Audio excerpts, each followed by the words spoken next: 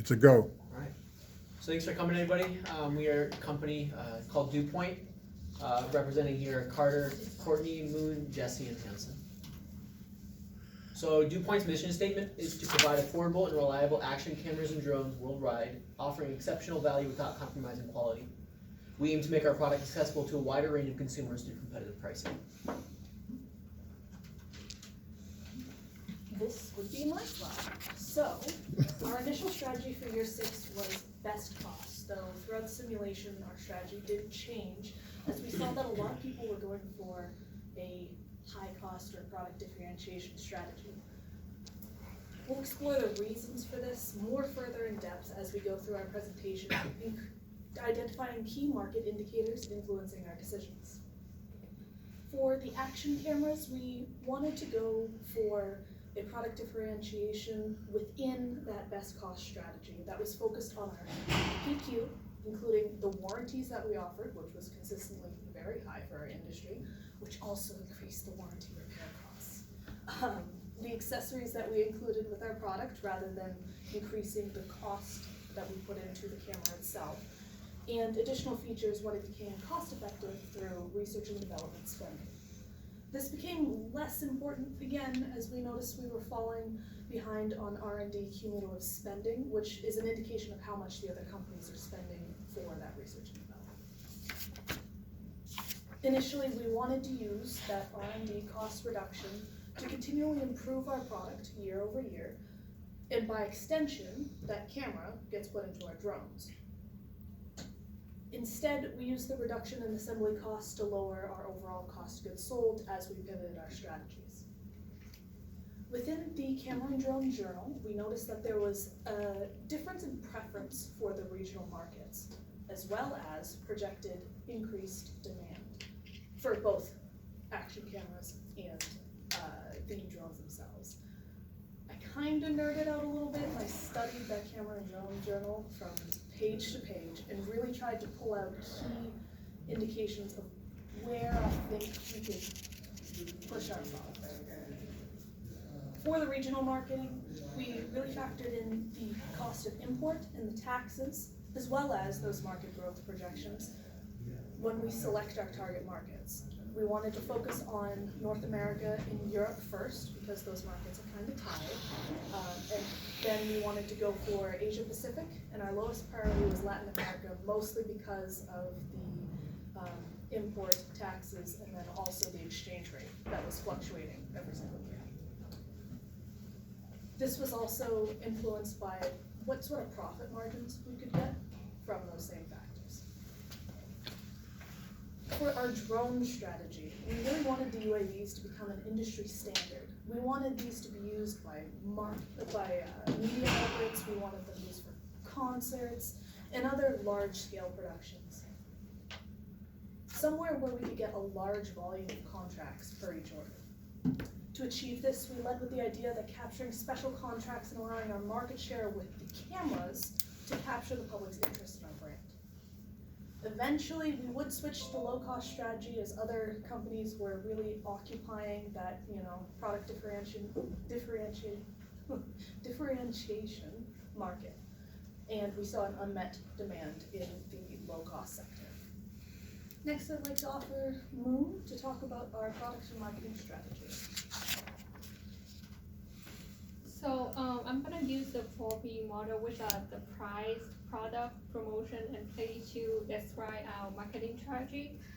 For the price, as a low-cost provider, so we want to start with the low cost for the first year to get the customer attract on our company, and then later on we will adjust the price to best cost and match with the other competitive in the market. And we also realize that for North America and Europe, it's the two regions are really sensitive to price, so we cannot go crazy, increase it or decrease it too much. It's gonna affect our EPS as well. We also offer the promotion and warranty for both products, and we also realize that warranty really help our market share, which is also the reason why we have the highest market share compared to other companies. in order to get this result, we have to like certify our product quality. And we were initially like trying to focus on our PQ rating as one of our leading motivation, but later on, but over time we realized it's much more important to remain competitive in the price point, because so many people are focused on the high quality and high price product, so they sort of like leaving the whole market share for us as a low cost provider. So you can see that on the data is we have like the really high on market share. For product, in order to keep the price competitive, we have to certify the actual product that we were about to make. Like we don't do like the best camera, we don't do the best GPS, or we don't try to upgrade anything just to keep it low. So that's why we have to like settle on the middling product to in order to competitive in the market. We also use a company website to marketing and sell our product. We also invest in the advertisement to support our brand reputation. We have the giant high profits, even though we keep the price low due to the certified that we make on the product quality, and we're not trying to upgrade. That's how we keep the investor interested in us. We also partnership with the third party to, just like other group, to help us to sell our product. For year 10, I think that's the year that we start to gain the first 4 contract offer, which is a great deal for us. We also invest in CSR. That's how we talk about more detail later. Overall, we try, like the marketing strategy, we try to gain the customer trust, loyalty, and increase our brand reputation. For next, facility strategy, we continue invest in cafeteria and on-site trial care for employee, because like I realized that after pandemic happened and the number of children is got increased, and everyone know the reason for it. So it's really good when we try to like upgrade or try to focus on our employee support. So it's also the way to increase our productivity, and also like want to make the worker want to come to the community and work like comfortable and convenient. Another way to boost our productivity is to create a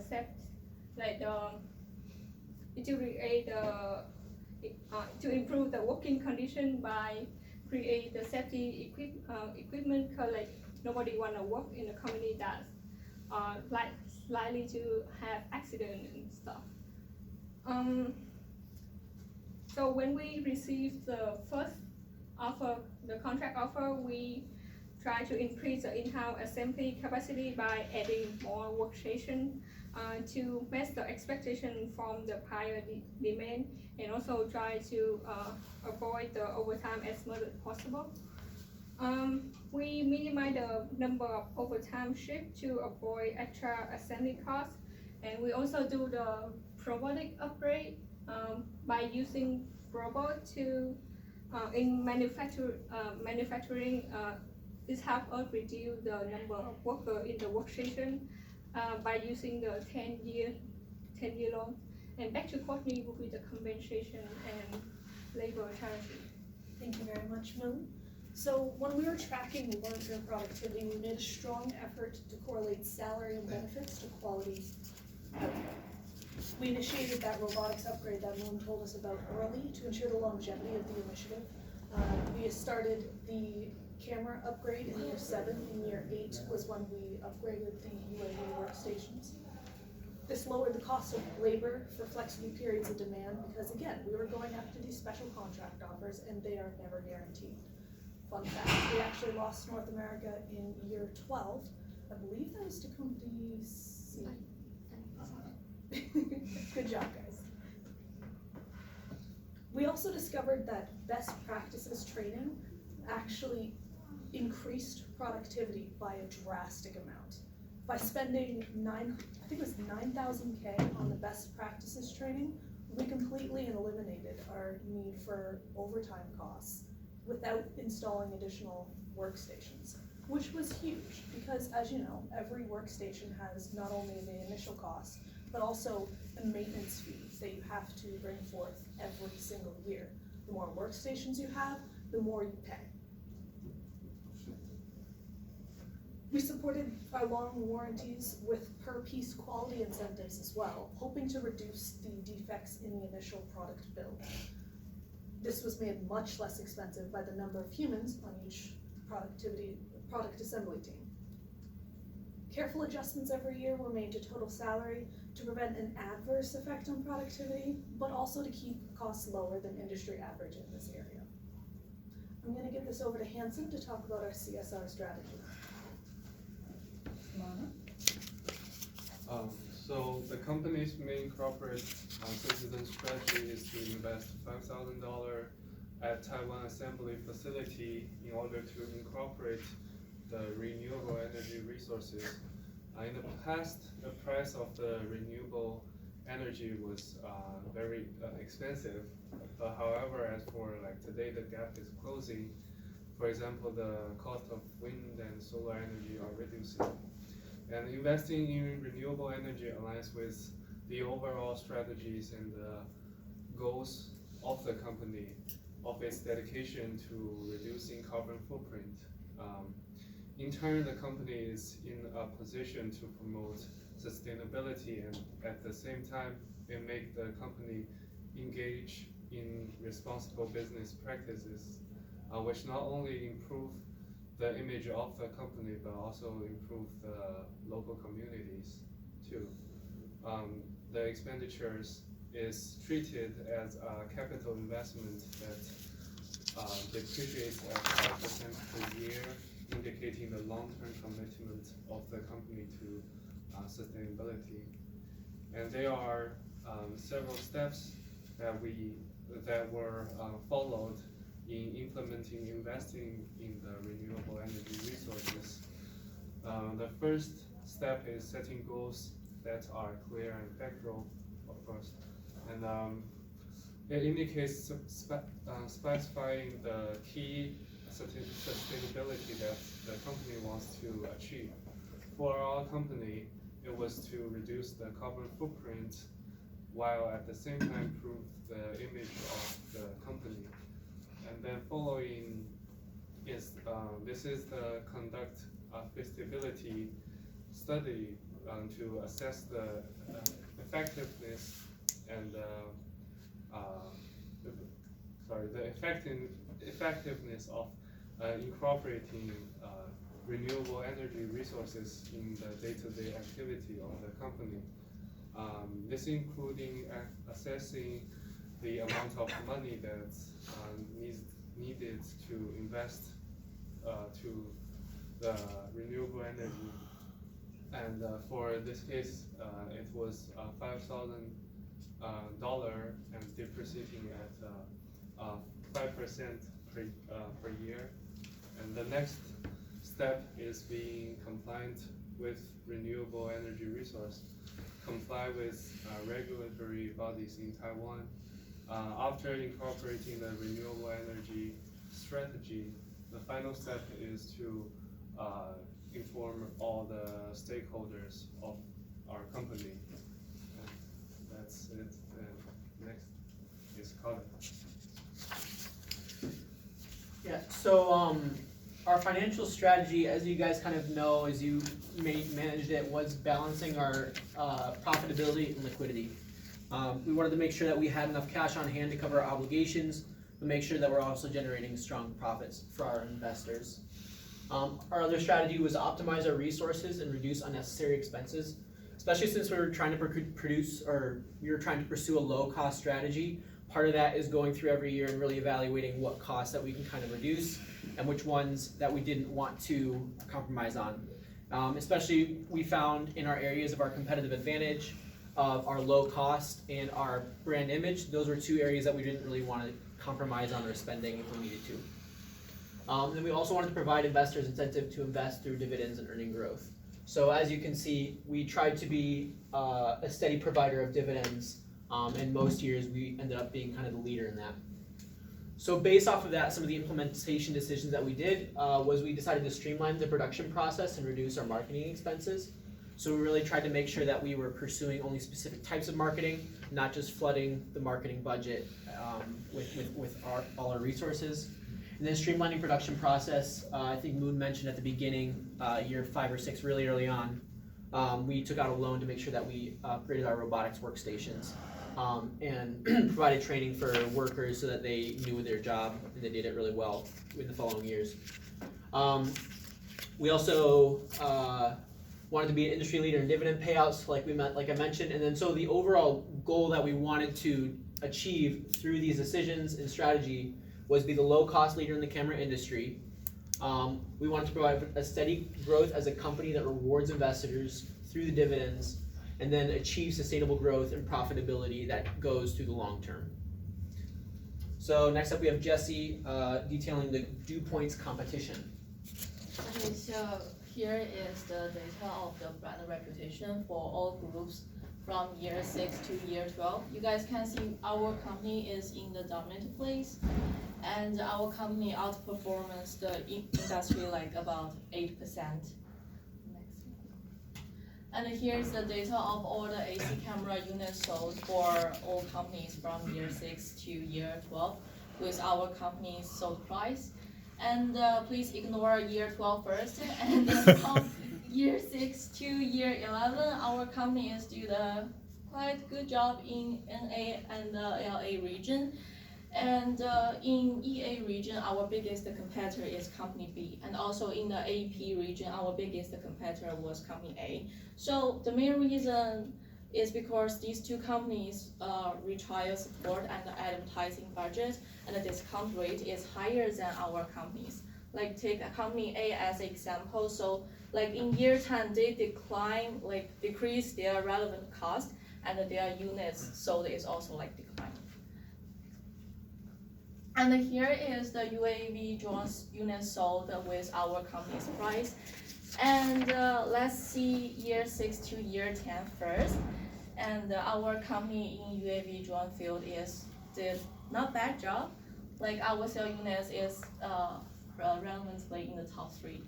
And in UAV drone, our biggest competitor is company C because we have the similar price. So you guys can see in the year 10 is the time that our company increased our UAV drone products price, and it's also like leads company C surpass our company for units sold. And in year 11 and year 12, because our company has the lowest price in the whole industry for UAV product, so that's why we sold much more than other companies. And here is the example of AC camera price in NA region for all companies. You guys can see our company's product like almost always at the lowest price, and we increase the price really slowly. And based on this data, I think company ABC use the broad differentiation strategy, because even though they change their price annually, but their units sold didn't go up or down particularly dramatically. Also, I think they also use the best cost strategy, because their price is based on how industry goes. And for company E, for the first few years they use the low cost strategy, and after year 9 they just change it. Yeah.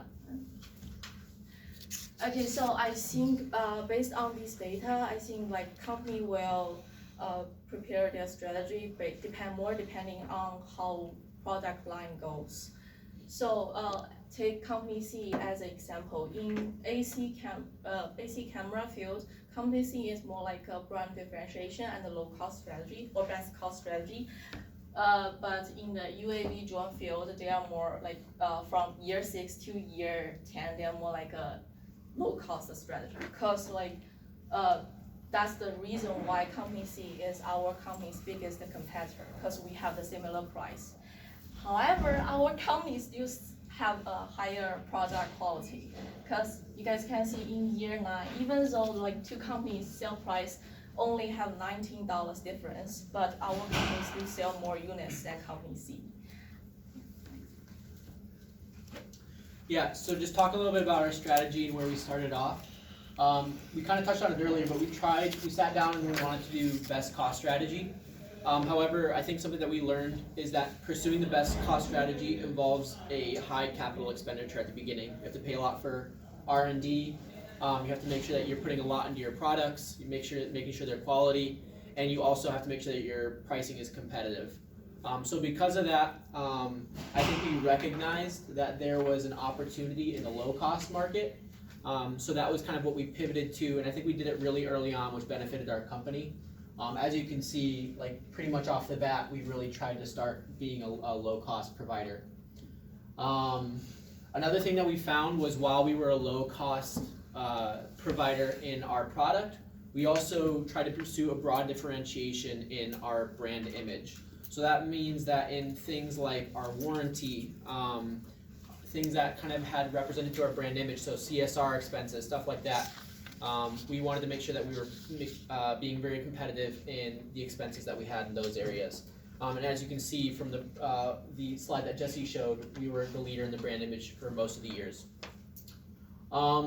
So kind of pivoting towards the future, something that we would want to do is focus on improving the product quality, just because if we don't keep up with the R&D expenses, we really kind of fall into a different industry of not even offering a similar product compared to everybody else. So we want to make sure that we are being competitive in what we're spending on our products, making sure that we're maintaining the quality that we need to.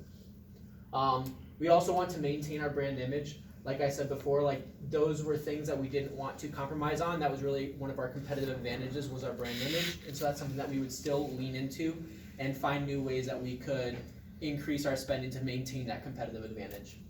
And then the third thing we wanted to try, is capitalize on market penetration. Like we showed, we had the highest market penetration out of all the companies, and so because of that, we realized that there might be some opportunity for us to maybe offer a new product to the consumers. Like we had a little bit of leeway because we were exposed to such a broad consumer base. We maybe had some leeway to try to play around with some ideas and see what our customer would like as regarding of like new opportunities. So something that differentiated us from other companies was our low-cost provider and products, being consistent in that. As you can see, this is something that we really tried to stay consistent in. And then our broad differentiation and brand image. Those are the two main differentiators that we had from the other teams. And then next we have Jesse with our conclusion. Okay, so as far as the number goes, we think our company did a good job, because like first we have proud brand reputations. You guys know that a good reputation can help the company have more new opportunities and also build customers' confidence and loyalties on our product. So and next we also have the stable upward sale volumes.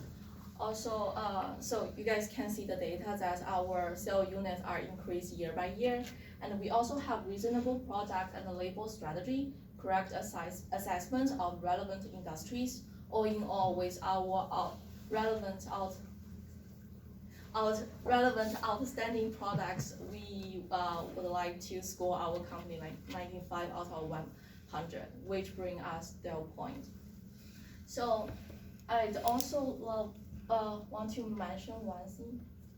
So as take year 12 as for UAV drone sale revenue as an example for company A with our company, because you guys know that our sale units is much higher than company A or other companies, but for the revenue we are still much lower than company A. This because the R&D part. This is also if we have chance to redo the project all over again, we want to focus more on that.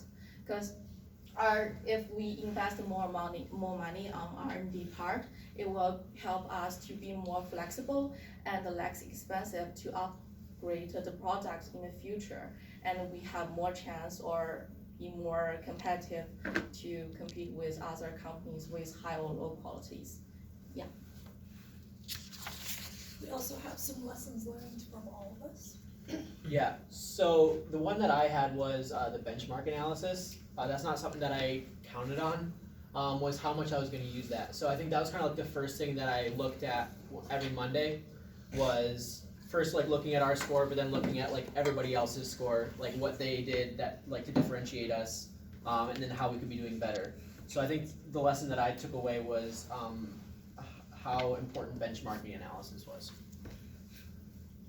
So I've learned from this project is and do some analyze in industry elements or do some research for competitive conditions is really important pricing the products, and also like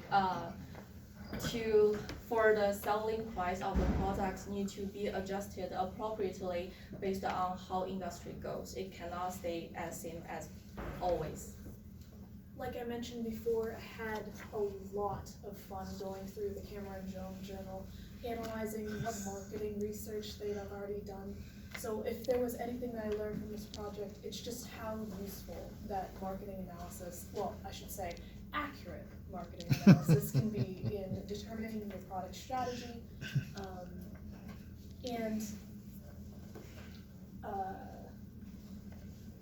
One moment, sorry. Like, for Globus, it was really easy. We saw exactly what levers we could pull for productivity increases in the best practices training, robotics upgrades. We also could see, like, dividend growth, for example, influenced our return on equity as long as it was a steady and, like, you know, it's always growing. It actually increased your ROE much more than just having a standard dividend that you pay every single year. It highlighted how even the small changes to compensation can motivate our employees, the per piece incentives, and also lower our warranty costs. So if I were to run this company, I would definitely, if I was focused on long warranties, I would definitely make sure my workers were incentivized to make sure each and every product assembled was complete.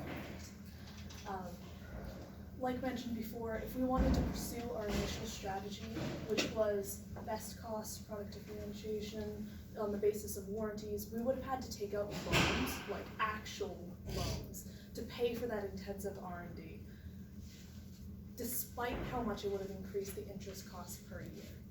Because we fell behind on our R&D, we had to pivot our strategy. Innovation is costly, and long-term loans may be the best way for businesses to match profits with expenditures as they occur. We could have also issued more stock to fund this, as new businesses are often seen by investors to have lower earnings per share and return on equity. And it could have worked, but I think overall the debt funding would have been less costly to us in the long run. So one thing that I learned from this project, I learned how to like create the atmosphere where people would like to work for the company, and how to like increase sales, how to maximize the productivity from the worker, and how to use robotic in the right time. And also I learned a different business strategy. Cause like at first I thought this strategy would work for our company, and then we start to do the best cost, for example, for the first year, and then we start everything like at the high price, and then we right after that the result come, we were like the last one who scored for the first year. So that's how we realized that we should change the strategy like right after that, and then we go for the low cost. But like in reality, you cannot tell like how people did, like how other company, what strategy they're gonna use, and you wouldn't know, and you don't know like what strategy that suit best for our company and to stay competitive with other people. So to get the good strategy, you have to like be the failure first, and then to watch over people just like you said, and learn from them. That's where you get the result for your company and grow. Thank you guys so much for listening to our presentation. And we wanted to know if you have any questions.